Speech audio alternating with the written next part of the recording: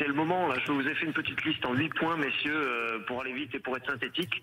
10 matchs, 10 victoires pour l'Allemagne dans cette campagne de qualification. Évidemment, il y avait des adversaires faibles, voire très faibles, mais c'est quand même un record, 43 buts marqués, 4 buts encaissés. C'est mieux que la belle Espagne de 2009, me semble-t-il.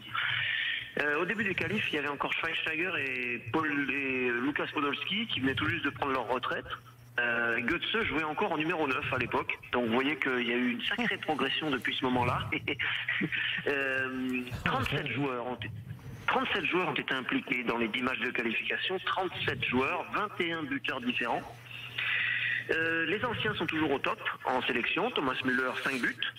Khedira est là quand on fait appel à lui. Et Özil a recueilli, j'ai regardé cet après-midi, la meilleure note en moyenne des confrères allemands sur ses qualifications. Donc ces bien, ce sont des mecs qui en club sont moins bien.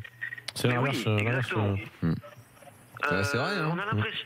On a l'impression aussi que les jeunes comme Goretzka de Schalke, et je le cite volontairement souvent, sont déjà des tauliers parce que finalement, ils ont déjà l'expérience olympique, ils ont déjà l'expérience de la Coupe des Confédérations, ils ont l'expérience des succès en espoir aussi.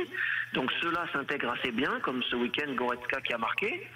La question du numéro 9, qui est une question compliquée en Allemagne, avance parce que Sandro Wagner, sur lequel j'avais fait un avis tranché il y a quelques mois en disant ça pourrait bien être le numéro 9 de cette équipe, c'est le meilleur buteur des qualifs avec 5 buts en 3 matchs.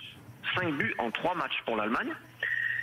Kimmich, capitaine hier lorsque Thomas Müller sort à 22 ans, 23 matchs d'affilée. 23 matchs d'affilée en intégralité avec l'Allemagne, c'est aussi bien que Bertie Fox.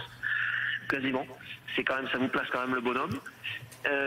Et puis un dernier point, c'est que le sélectionneur n'est pas encore satisfait. Il a haussé le ton à la mi-temps du match contre le Kazakhstan. Il y avait, je ne sais plus si c'était un partout à la mi-temps, mais l'Allemagne n'était pas très très brillante.